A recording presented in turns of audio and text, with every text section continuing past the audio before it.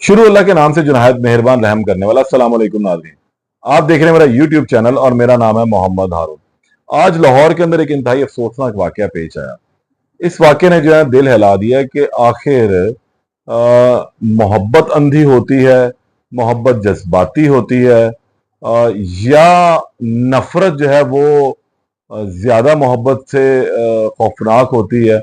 ये कुछ सवालात एक जन्म लिए। इनमें से इस सवाल का मेरे ख्याल है कि रहती दुनिया तक कोई जवाब जो है वो शायद नहीं मिल सकेगा, क्योंकि हर किसी की मोहब्बत का या नफरत का एक अलग ही अंदाज होता है। और आज भी शायद कुछ इसी तरह का वाकया था ये जो पेश आया। इसकी तफसीलात जो है मजीद अभी आने वाले दिनों में निकलती आएंगी। लेकिन ये वाकया पेश आया थाना हरबंसपुरा की हदूद में, जहां पर एक लेडी कांस्टेबल को सरेआम गोलियां मारकर मार दिया गया। 23 साल लड़की थी सोमन, और लाहौर पुलिस के अंदर ये बेचारी भर्ती हुई थी। 26 साल इसकी उम्र थी और बतौर कांस्टेबल ही अपनी ड्यूटी पर सर अंजाम देती थी। इसका एक फारूक नामी जो शख्स है, और वो भी कांस्टेबल ही बताया जाता है, उसके साथ कुछ ताल्लुक था।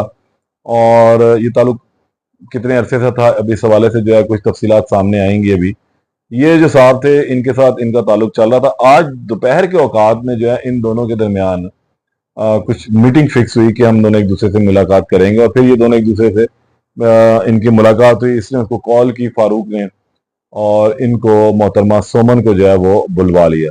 सोमन उससे मिलने के लिए चली गई। और थाना हरबंसपुरा, मतलब ये नहर के ऊपर ही वाकया, जल्लो की तरफ हम जाएं तो ये थाना वहां पर वाकया है। और इसके सामने ही छोटा सा जो है वो एक बाग भी है, कैनाल के ऊपर ही। मतलब वो बाग हम इस तरह कह सकते हैं कि वो बैठने की छोटी छोटी जगहें जो है वो पीएचए ने बनाई हुई हैं। तो ये दोनों जो है वहां पर उस दौरान बैठ गए और आपस में गपशप करने लगे। क्योंकि शाम का टाइम था और बहुत सारे लोग भी जमा होते हैं, तो मौसम को एंजॉय करने के लिए लोग बाहर निकल आते हैं। नहर के ऊपर भी एक अच्छा समा वो बना होता है। लेकिन उन्हें क्या मालूम था कि आज उनकी आंखें क्या देखने वाली हैं। सुमन और फारूक के दरमियान जो है वो गुफ्तगू और थी। मोटरसाइकिल पे बैठ के ये दोनों पहुंच गए। इसी गुफ्तगू के दौरान जो है वो एनी शाहिदीन ये बताते हैं कि इनके दरमियान तल्ख कलामी शुरू हो गई और फारूक ने उठ के सोमन को मारना शुरू कर दिया। अच्छा, सोमन को जब मारना शुरू किया तो इर्द गिर्द के जो लोग थे वो इकट्ठे हो गए। उन्होंने कहा, भाई तुम क्यों मार रहे हो, एक औरत है और औरत पे तुम क्यों हाथ उठा रहे हो, हाथ उठाना नहीं बनता। उस वक्त वो तैश में आया हुआ था। उसने इन लोगों को भी जनाब बुरा भला कहा, तर्क कलामी की। इस दौरान उसने 3 जो है ना वो हवाई फायर भी किया। जिसको तो उसने हवाई फायर की, तो जाहिर सी बात है कि कोई भी जो है जब गोली चलती है तो पास नहीं फड़कता। लोग एकदम डर गए, परेशान हो गए कि भाई ये तो शायद गालबन कोई जराइम पेशा लोग हैं, ये कौन है, किधर है। क्योंकि लड़की जो थी वो अबाए के अंदर थी, बुरके में थी, तो इसलिए मालूम नहीं हो रहा था कि उसने को वर्दी पहनी है या नहीं पहनी है वो। और ना ही इसका फारूक के बारे में इल्म हो रहा था। तो इन दोनों के दरमियान जो तर्क कलामी थी वो हाथापाई तक पहुंची। इसने अच्छा खासा उसको मारा पीटा। फिर उसके बाद जब लोगों ने बीच बचाव करवाना चाहा तो इस शख्स ने गोलियां चला दी। और फिर इसने एक गोली जो है पहले सुमन की टांग पे मारी और उसको नीचे गिरा दी। फिर उसके बाद 3 गोलियां जो है सुमन के सर में मार दी। और उसने फिर वहां पर जो लोग थे वो खैर भाग गए, फौरी तौर पर डर गए। इस दौरान ही अपनी मोटरसाइकिल भी जो है ना वो वाली छोड़कर वहां से फरार हो गया। और वाकई की जब जाहिर सी बात है गोली चली,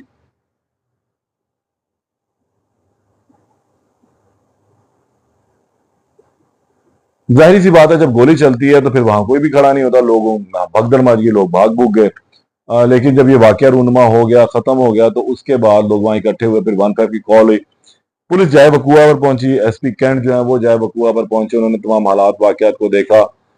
जब उसका लड़की का आईडी पर्स चेक किया गया तो उसके फिर जो आईडी निकली तो ये इंकिशाफ हुआ कि सुमन जो है वो एक लेडी कांस्टेबल है और 26 साल इसकी उम्र है। और ये चक्करगढ़ की जो है वो गालिबन रानोवार की रिहायशी बताई जाती है, लेकिन लाहौर के अंदर ये इस वक्त तैनात थी।